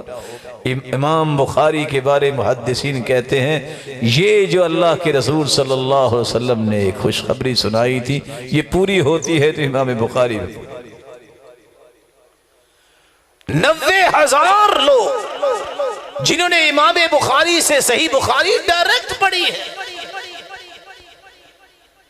امام مسلم کو دیکھیے، صحیح مسلم لکھنے والے امام بخاری کے شاگرد، امام ترمذی کو دیکھیے، جامع ترمذی لکھنے والے امام بخاری کے شاگرد، امام نسائی کو دیکھیے، سنن النسائی لکھنے والے امام بخاری کے شاگرد، امام ابن خزیمہ کو دیکھیے امام بخاری کے شاگرد، امام بزار کو دیکھیے امام بخاری کے شاگرد، امام ابو حاتم الرازی کو دیکھیے، رازیان کو دیکھیے امام بخاری کے شاگرد۔ اور آج تک جتنے لوگوں نے صحیح بخاری پڑھی ہے انڈائریکٹ یہ بھی سارے امام بخاری کے شاگرد۔ امام بخاری رحمت اللہ علیہ صحیح بخاری کو جب شروع کرتے ہیں تو اللہ ذوالجلال نے ان کو کیا کمال دیا، کتنے محدثین نے کتاب العلم سے شروع کیا، کتاب الطہارہ سے، انہوں نے پہلی کتاب باندھی ہے کتاب الوحی۔ بتانا یہ چاہتے ہیں کہ زندگی اگر کامیابی سے گزارنی ہے تو وہی کتابیں ہو کر ہی گزر سکتی ہیں۔ آخری باب اور آخری کتاب کتاب التوحید اشارہ کر رہے ہیں من كان آخر كلامه لا إله إلا الله دخل الجنة، اس کی آخری کلام لا الہ الا اللہ ہوگی، وہ جنت میں جائے گا۔ باب قول اللہ تعالی ونضع الموازین القسط لیوم القیامة وأن أعمال بني آدم وقولهم يوزن وفي رواية توزن۔ اللہ کی کلام کو بطور باب ذکر کر رہے ہیں کہ قیامت کو ہم ترازو قائم کریں گے جس میں وزن ہوگا اور کسی پہ کوئی ظلم نہیں ہوگا۔ کتنا بڑا ترازو، لو وضعت السماوات والارض ومن فيهن في كفة لوسعتهن، ساتوں آسمان اور ساتوں زمینیں 14 کے 14 طبق اگر ایک پلڑے میں رکھ دیے جائیں تو ان 2 پلڑوں میں سے ایک پلڑا پھر بھی بھرے گا نہیں۔ اس ترازو میں وزن ہوگا میری اور آپ کی بات کا بھی، میرے اور آپ کے عمل کا بھی، میرا اور آپ کا بھی وزن ہوگا، ان رجسٹروں کا بھی وزن ہوگا جس میں نیکیاں اور برائیاں لکھی جا رہی ہیں۔ وَأَنَّ أَعْمَالَ بَنِي آدَمَ وَقَوْلَهُمْ يُوزَنْ وَفِي رِوَایَةٍ تُوزَنْ. وہ ترازو جو ایک پلڑا 14 طبق رکھنے سے نہیں بھرے گا، میری اور آپ کی گفتگو کا بھی وزن ہوگا. میرے پیارے اور معزز مکرم بھائیوں، صحیح مسلم کی روایت یہ روشن چہرے پڑھ چکے ہوں گے ابو مالک اشعری رضی اللہ تعالی عنہ کی، کہ اللہ کے رسول نے فرمایا والحمد للہ تملأ المیزان. جب انسان اللہ کے ہر فیصلے پہ خوش ہو کے دل کی اتھا گہرائیوں سے کہے الحمدللہ، الحمدللہ کہنے سے ترازو کے دونوں پلڑے لبالب قیامت کے دن نیکیوں سے بھر جائیں گے. انسان کے اعمال بھی تولے جائیں گے. اثقل شیء فی المیزان الخلق الحسن. سب سے بھاری عمل جو ہے جس کا وزن قیامت کو ہوگا وہ اچھا اخلاق ہوگا. آج لوگ جنازہ پڑھنے جاتے ہیں، اللہ سب کو رب کی رضا کے لیے یہ کام کرنے کی توفیق دے، لیکن آج ذہن بدل گئے. نہ گئے تو لوگ تانا دیں گے. نہیں، اس لیے جایا کرو، اس لیے جایا کرو کہ جنازہ پڑھنے والے کو نیکی اتنی ملے گی، جب وزن ہوگا تو وہ احد پہاڑ جتنی نیکی ہوگی، اس کا وزن ہوگا. اقوال بھی تولے جائیں گے، اعمال بھی تولے جائیں گے، بلکہ انسان بھی تولے جائیں گے. یہ ایسا سینسٹیو ترازو ہے، یہ انسان کے گوشت اور ہڈیوں کا وزن نہیں کرے گا، نیکیوں کا وزن کرے گا. إِنَّهُ لَيَأْتِ الرَّجُلُ الْعَظِيمُ السَّمِينُ لَا يَزِنُ عِنْدَ اللَّهِ جَنَاحَ بَعُوضَةٍ. ایک موٹے تازے انسان کو لایا جائے گا، لیکن جب وزن کیا جائے گا تو مچھر کے پر جتنا بھی اس کا وزن نہیں نکلے گا. اس کے مقابلے میں سیدنا عبداللہ ابن مسعود کی بات بھی آپ نے سنی ہوگی. باریک پنڈلیوں والے جب استاد کے لیے مسواک اتارنے چڑھے، ہوا آئی تو ان کی پنڈلیاں کانپنے لگ گئی. صحابہ مسکرا دیے. اللہ کے رسول نے بھانپ لیا اور پوچھا مما تضحکون، آپ کیوں ہنس رہے ہو؟ او من دقت ساقی، کیا باریک پنڈلیوں کی وجہ سے مسکرا رہے ہیں؟ والذی نفسی بیدی انہما اسقل فی المیزان من جبل احد. اللہ کی قسم جن کو دیکھ کے مسکرا رہے ہو، جب قیامت کا وزن ہوگا یہ دونوں پنڈلیاں احد پہاڑ سے بھی وزنی ہوں. رجسٹر بھی تولے جائیں گے. رسول اللہ صلی اللہ علیہ وسلم کا فرمان ہے ان اللہ سیخلص رجلا علی رؤوس الخلائق یوم القیامہ. پوری کائنات کے سامنے ایک شخص کو لایا جائے گا. وَيُنْشَرُ لَهُ 99 سِجِلًا. اس کی زندگی کے 99 رجسٹر جس میں ہر نیکی برائی لکھی ہوگی پھیلا دیے جائیں. اللہ عز و جلال پوچھیں گے بتاؤ یہ سب کچھ تو نے کیا؟ اظلمك كتبتي الحافظون، میرے فرشتوں نے غلط تو نہیں لکھا؟ قال لا یا رب، اللہ کچھ غلط نہیں لکھا. افلک عذر، کیا کوئی عذر ہے تیرے پاس؟ لا یا رب، میرے مالک کوئی عذر نہیں. اور انسان سوچے گا میں ہلاک ہو گیا. اللہ فرمائیں گے ولیکن عندنا لک حسنہ، تیری ایک نیکی ہے، ذرا رک جاؤ. وہ نیکی کیا ہوگی؟ فتخرج له بطاقہ، ایک کارڈ لایا جائے گا جس میں لکھا ہوگا اخلاص کے ساتھ اشہد ان لا الہ الا اللہ وان محمد رسول اللہ. اللہ فرمائیں گے احضر وزنک، جاؤ ذرا اس کا وزن کرواؤ. کہے گا ما لهذه البطاقة مع هذه السجلات، یہ 99 رجسٹر جو برائیوں کے بھرے ہوئے ہیں، یہ کارڈ کا کیسے وزن ہوگا؟ فتوضع البطاقة في كفة والسجلات في كفة.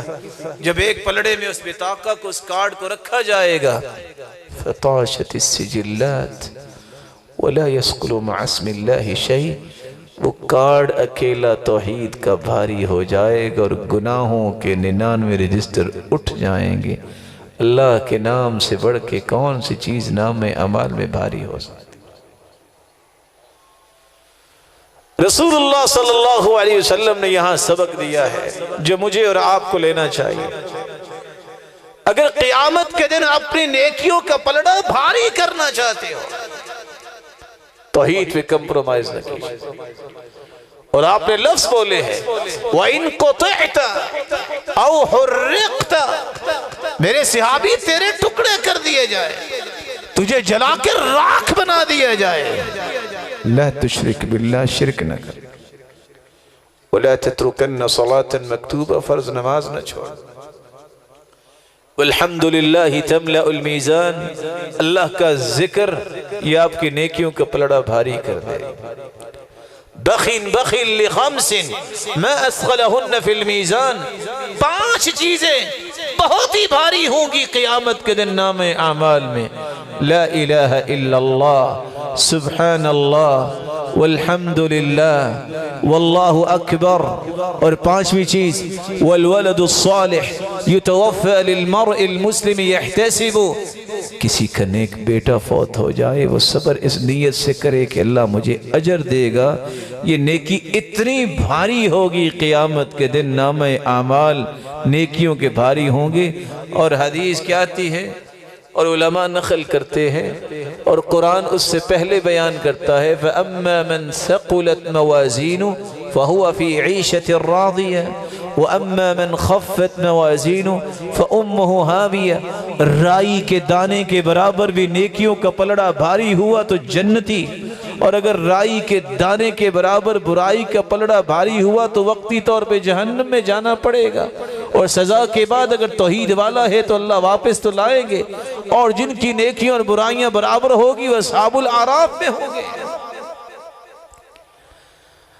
نیکیوں کا پلڑا بھاری کرنا ہے تو کبھی نماز کے بعد یہ بھی پڑھا کریں سبحان اللہ، الحمدللہ، اللہ اکبر 10 مرتبہ۔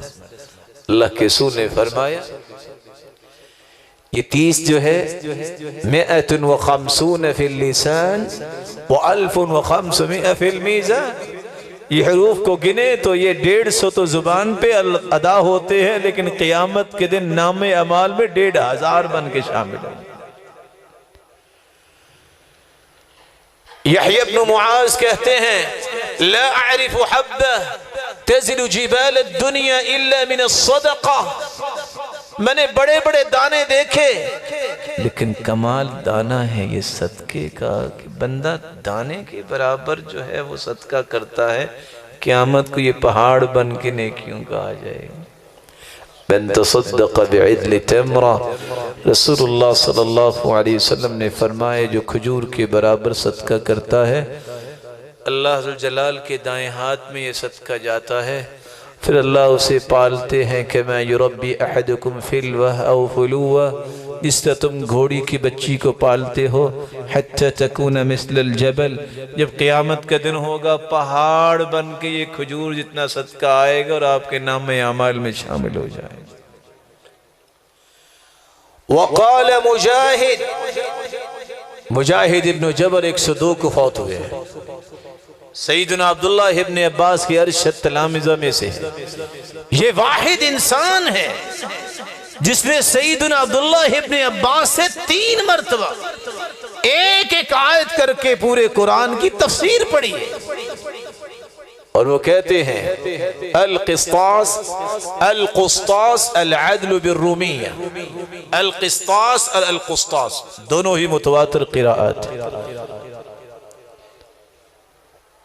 امام حمزہ اور امام کسائی اور امام حفص قسطاس پڑھتے ہیں، باقی سب قراء قسطاس پڑھتے ہیں۔ بالقسطاس کسر شزین علی، امام شاطبی فرماتے ہیں کہ کسرے کے ساتھ پڑھنے والے امام حفص ہیں اور حمزہ اور کسائی ہیں، جبکہ امام نافع اور ابن کثیر اور ابو عمر اور ابن عامر شامی اور امام شعبہ اور اسی طرح ابو جعفر اور یعقوب اور خلف العاشر سب کے سب قسطاس پڑھتے ہیں۔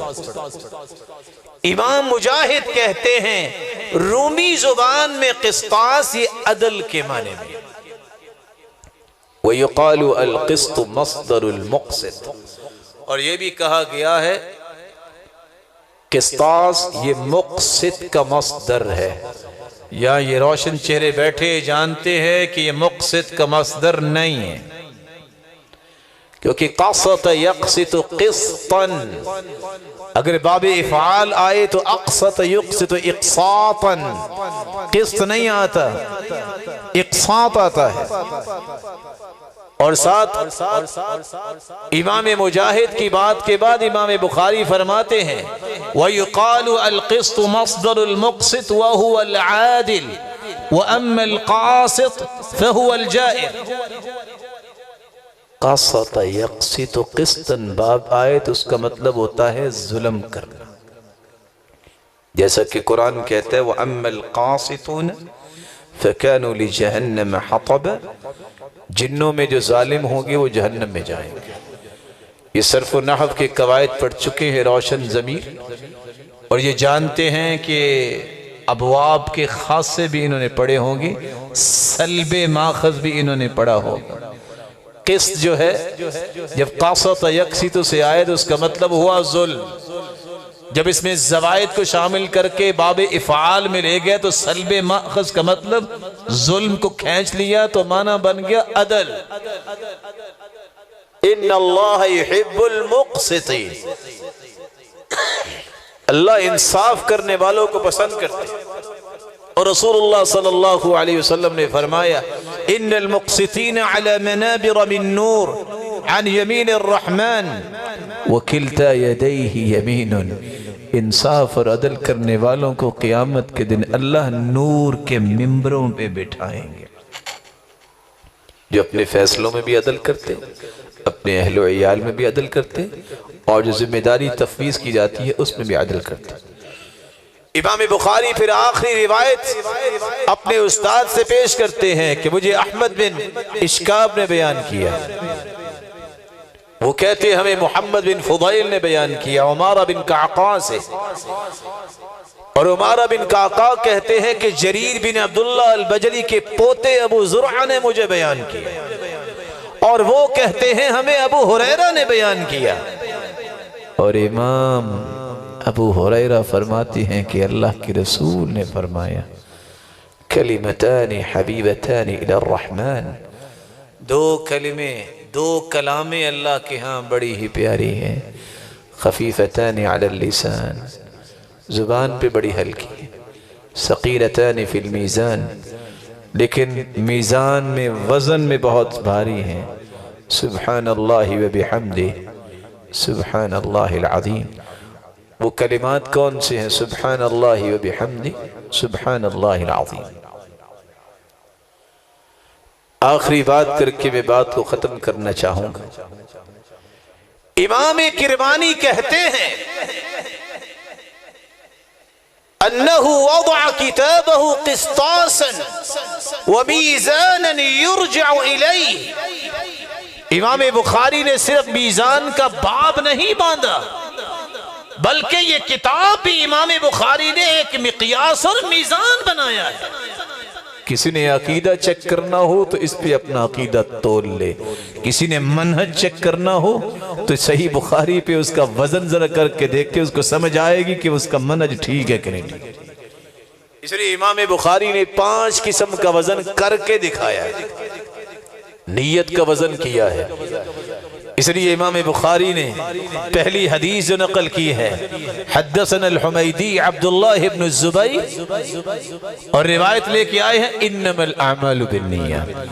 लोगों, पढ़ने वालों, पढ़ाने वालों, बयान करने वालों, मैं तो किताब नीयत को खालिस करके लिख रहा हूं, तुम इस किताब को पढ़ते पढ़ाते बयान करते भी नीयत को खालिस कर।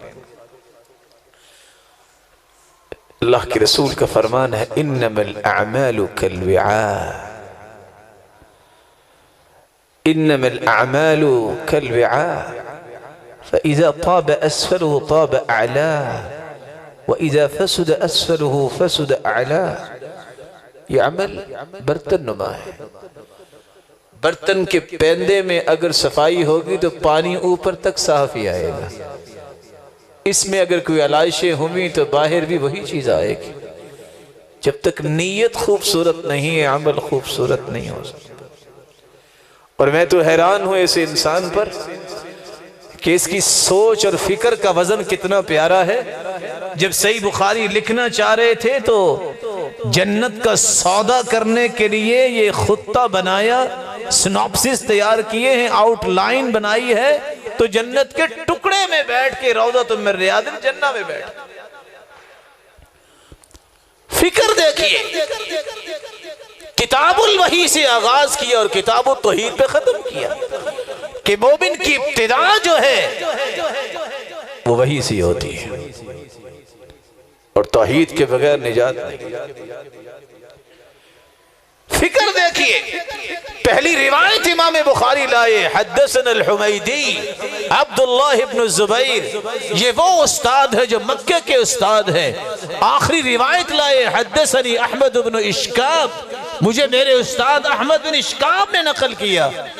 بتانا یہ چاہتے وحی کا آغاز مکے سے ہوا اور مدینے میں وحی مکمل ہوئی۔ میں صحیح بخاری کا آغاز مکی استاد سے کر رہا ہوں اور آخری حدیث مدنی استاد سے کر رہا ہوں، اور حیرانگی اس سے بھی بڑی ہے، امام بخاری کہتے ہیں حدثنی الحمیدی عبداللہ ابن الزبیر قال حدثنا سفیان قال حدثنا يحيى بن سعيد الأنصاري قال أخبرنا محمد بن إبراهيم التيمي أنه سمع علقمة بن وقاص الليثي أنه قال سمعت عمر بن الخطاب رضي الله عنه على المنبر يقول سمعت رسول الله صلى الله عليه وسلم إنما الأعمال بالنيات وإنما لكل امرئ ما نوى فمن كانت هجرته إلى الله ورسوله فهجرته إلى الله ورسوله فمن كانت هجرته لدنيا يصيبها أو إلى امرأة ينكحها فہجرته الى ما هاجر الیہ۔ پہلی روایت بھی امام بخاری غریب سند کے ساتھ لائے ہیں اور آخری روایت بھی غریب لائے ہیں، اشارہ دے جا رہے ہیں بدأ الاسلام غریبا وسيعود غریبا، اسلام شروع ہوا تو بہت تھوڑے لوگ تھے، جب ختم ہوگا قیامت کے نزدیک تو سچے اسلام والے بھی بہت تھوڑے ہوں گے۔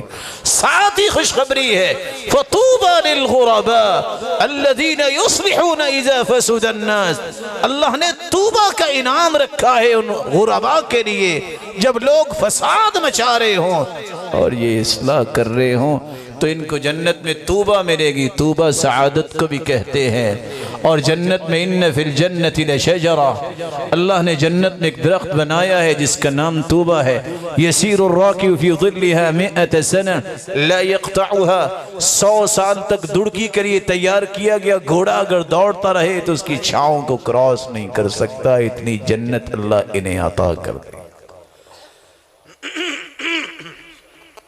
امام بخاری نے نیت کا بھی وزن کیا، امام بخاری نے فکر کا بھی وزن کیا۔ یہاں میرے بیٹے اللہ انہیں سلامت رکھے عادل ناصر بیٹھے ہیں، موجود ہیں یہاں؟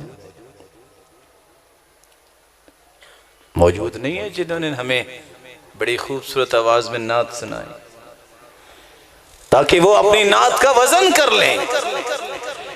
امام بخاری نے فکر درست کی ہے اللہ کی ذات کے بارے میں، اللہ کی صفات کے بارے میں۔ ایک فکر وہ تھا جو دہریوں کا تھا وَمَا يُهْلِكُنَا إِلَّا الدَّهْرُ، آج بھی ملحدین موجود ہیں جو کہتے ہیں نعوذ باللہ اللہ ہے ہی نہیں، اللہ کی ذات کا انکار کرتے ہیں۔ وہ دانشگاہیں، وہ کالجز ہوں یا یونیورسٹیز ہوں جہاں سے علم معرفت و عرفان کی گتھیاں سلجھائی جانی چاہیے تھی، آج وہاں کے لوگ کہتے نظر آتے ہیں آئی ایم ایکس مسلم، میں مسلمان تھا اب نہیں رہا والعیاذ باللہ۔ دوسرا فکر سامنے آیا، ہاں اللہ کی ذات کو ہم مانتے ہیں لیکن وہ آدم کی شکل میں تھے، اس لیے تو فرشتوں نے آدم کو سجدہ کیا۔ نام بہت بڑا ہے، مثنوی رومی کو کھولیے آپ کو مولانا رومی کی بات یہی نظر آئے۔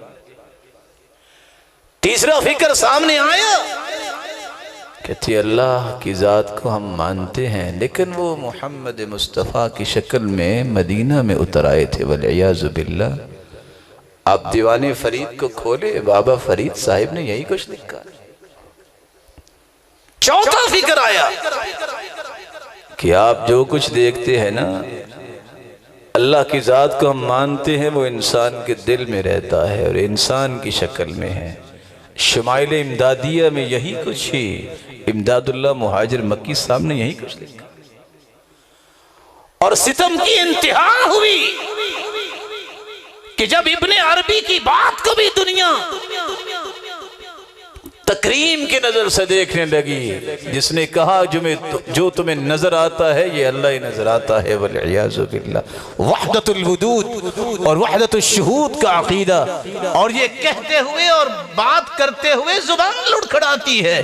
وہ کہا کرتا تھا وَمَا الْكَلْبُ وَالْخِنْزِيرُ إِلَّا إِلَٰهُنَا، کتا اور خنزیر بھی نعوذ باللہ وہ کہتا تھا میرا رب ہے، کیونکہ اس میں بھی انوار الہی نظر آتی. امام بخاری نے ایک نہیں 11 باب باندھے ہیں بتانے کے لیے کہ اللہ کی ذات ہے بائن عن خلقی، لیکن مخلوق سے جدا ہے، مخلوق کے اندر نہیں ہے. ذات کے اعتبار سے عرش پر مستوی ہے. اور روایت لے کے آئے ہیں الرحمن علی العرش استوى، 7 آیتیں آئی ہیں، 492 دلائل ہیں اللہ کے رسول صلی اللہ علیہ وسلم کی احادیث اور سلف کے اقوال میں لا کر کہ اللہ ذوالجلال ذات کے اعتبار سے عرش پر مستوی ہے.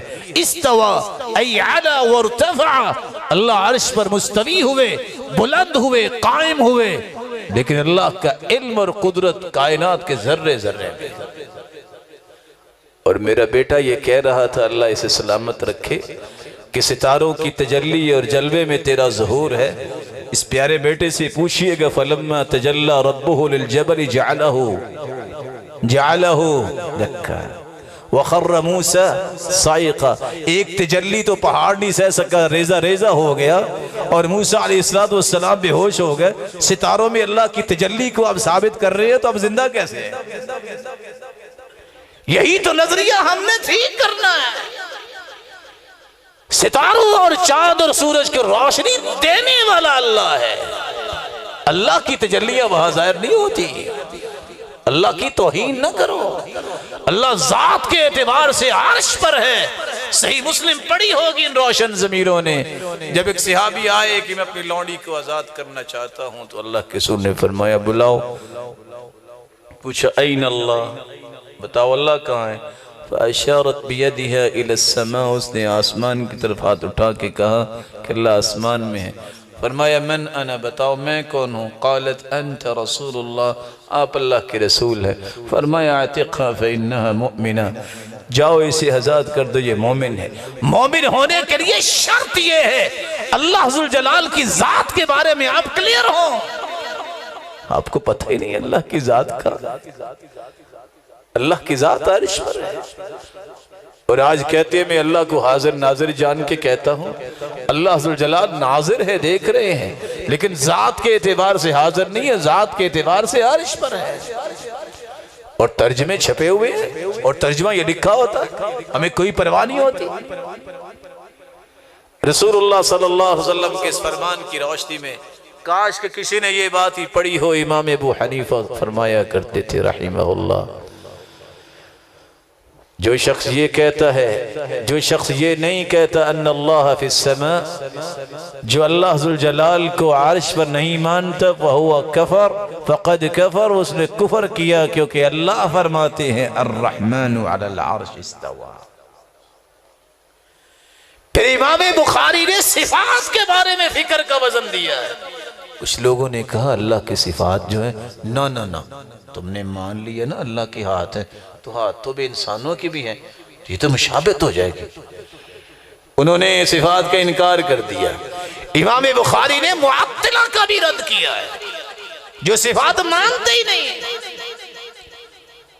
دوسروں نے کہا اچھا ایسا کرتے ہیں، معتزلہ جیسے ہم نہ صفات مانتے ہیں لیکن اس کی نہ تعویل کر لیتے ہیں.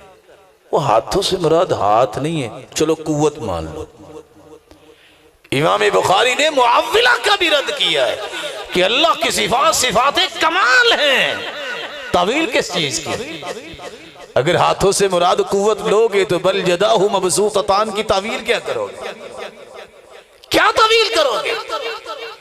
دوسروں نے کہا نہیں، اگر ہم نے صفات مان لی نا، تیسرے لوگ کہنے لگے تو یہ تو مشابہ ہو جائیں گے، بندے کے بھی ہاتھ ہیں تو اللہ کے بھی ہاتھ ہیں، مشابہ کیسے ہوں؟ ایک وقت میں توأم بچے، دو بچے بیک وقت پیدا ہونے والے ایک جیسے نہیں ہو سکتے، تو خالق مخلوق کی ذات اور صفات کیسے ایک جیسے ہو سکتے؟ کبھی ہاتھی کا پاؤں اور چیونٹی کا پاؤں ایک جیسا ہوتا ہے؟ مخلوق ایک جیسی نہیں۔ لیس کمثلہ شیء وہو السمیع البصیر۔ نہ ذات کے اعتبار سے اس کا کوئی مثیل ہے، نہ صفات کے اعتبار سے کوئی مثیل ہے، وہ یکتا اور تنہا ہے، ناموں کے اعتبار سے بھی، ذات کے اعتبار سے بھی، اور اپنی صفات کمال کے اعتبار سے بھی۔ امام بخاری نے ایک وزن چوتھا یہ بھی کیا ہے، انسانی طاقت کا بھی وزن کیا ہے۔ انسانی طاقت سے کیا مراد ہے؟ انسان تو اتنا ہی کام کر سکتا ہے جتنی اس میں طاقت ہے۔ میں ایک مثال دے کے بات کو قریب کرنا چاہوں گا۔ ہمارا موقف یہ ہے کہ دین وہ ہے جس کو قرآن کہتے ہیں اور حدیث کہتے ہیں۔ ترکت فیکم امرین لن تضلوا ما تمسکتم بہما کتاب اللہ و سنت رسولی۔ دو چیزیں میں چھوڑ کے جا رہا ہوں، جو اس کو مضبوطی سے تھام لے گا کبھی گمراہ نہیں ہوگا۔ یہ ہمارا موقف۔ اور دوسری روایت میں آتا ہے وَلَن يَتَفَرَّقَ حَتَّى يَرِدَ عَلَيَّ الْحَوْض۔ جو ان دو کے مطابق زندگی گزارتا ہے، میں حوض کوثر پہ اس کا انتظار کروں۔ یہ وہاں بھی آئیں گے۔ فقہا نے دیکھا کہ آیتیں تو 500 ہیں جن میں احکام ہیں، 2 کو 1000 حدیثیں ہیں، تو کتنی ہوگی؟ 500 2000 2500 دلائل۔ ضرورتیں ہماری 5000 سے زائد ہیں، تو باقی دلائل تو پھر گھڑنے ہی پڑیں گے۔ انہوں نے پھر بیچاروں نے کیا کیا؟ کسی عورت کا خامد اگر گم ہو جائے تو ان سے پوچھا ہاں جی کتنی دیر بعد یہ عورت شادی کر سکتی؟ احناف نے کہا کہ 120 سال جب عمر ہو جائے نا اس کی، اس وقت تک انتظار کر، 120 سال کے بعد کر لے شادی۔ آپ تو ناراض ہو گئے بھی 120 سال انتظار کروایا، کچھ زیادہ تو نہیں کروایا۔ اللہ کے رسول کا فرمان ہے اعمار امتی ما بین 60 الی 70۔ میری امت کی ریشہ عمر 60 سے 70 سال۔ اللہ کا خوف کھانا چاہیے۔ 120 سال تک انتظار کرے، انسانی طاقت ہے۔ ویسے اگلی بات آپ مجھ سے زیادہ جانتے ہیں، اگر کسی کی عمر 120 سال ہو بھی جائے تیار کون ہوگا؟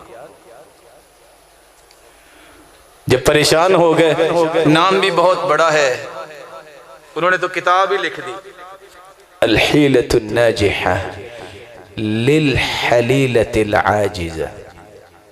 جناب اشرف علی تھانوی صاحب نے کہ کامیاب حیلہ جو ہے عاجز عورت کے لیے میں نے دے دیا، 120 سال انتظار کرے، بعد میں شادی کرے۔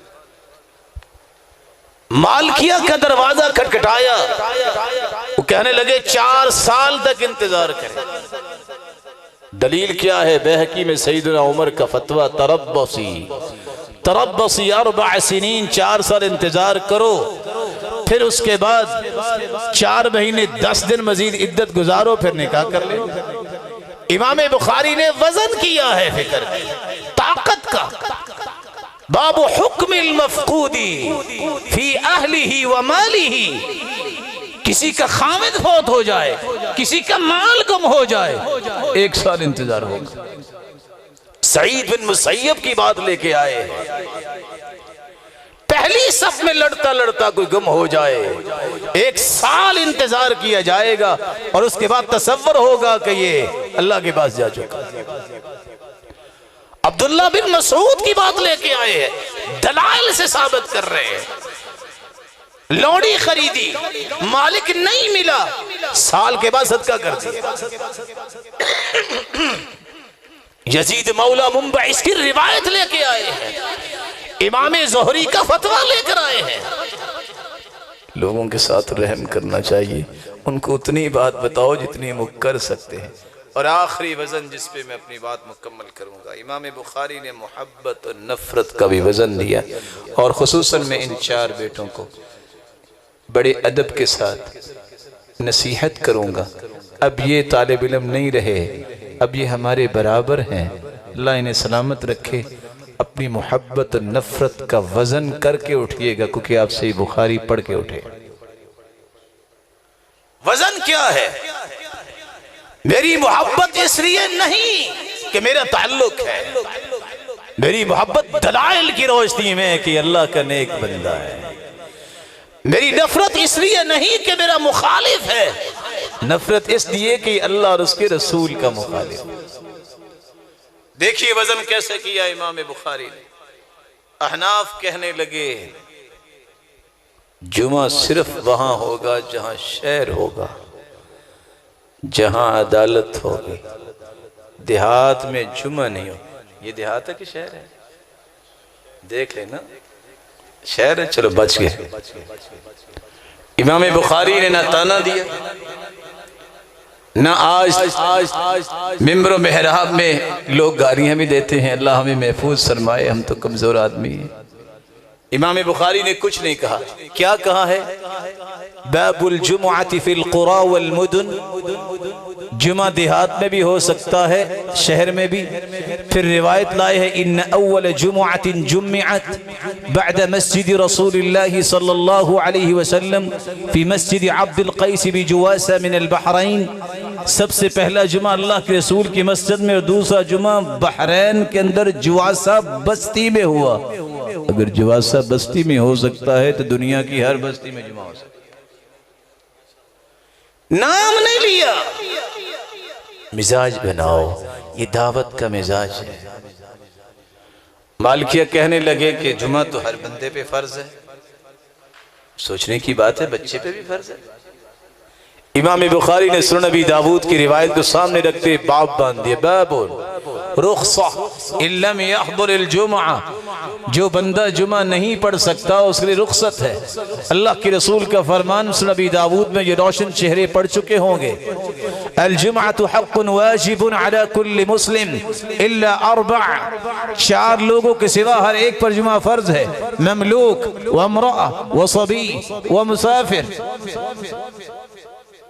نہ غلام پہ فرض، نہ عورت پہ، نہ بچے پہ، اور نہ ہی مسافر پر، اور دوسری روایت میں جو بیمار ہے جا ہی نہیں سکتا۔